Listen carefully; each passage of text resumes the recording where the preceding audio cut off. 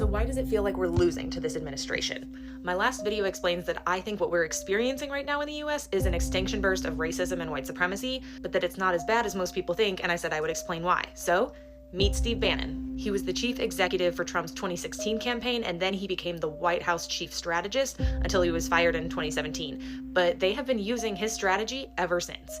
It's called flooding the zone, and they literally still brag about it to this day, how good it is at overwhelming Democrats or anyone who doesn't like what Trump is doing. Trump sends aggressive and violent ICE agents into our cities. Wait, did you see what he tweeted about the Obamas?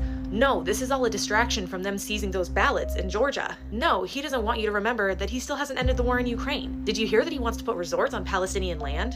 I hear he signed 20 pardons last night. How many executive orders have he signed this week that are all unconstitutional? And so on and so on.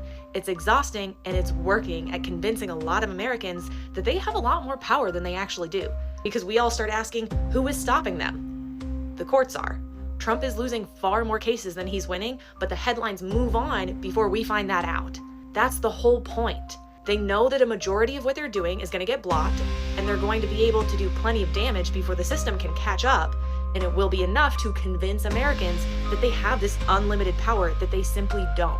They just have to keep the headlines moving to make it seem that way. Did you know that they tried to overturn gay marriage and failed, even with the stacked Supreme Court they have now? It was hardly a blip on the radar because they just kept finding outrageous things to distract us from their loss. Find ways to look for the wins because they will not be in the headlines. That's what will make it easier to keep hope.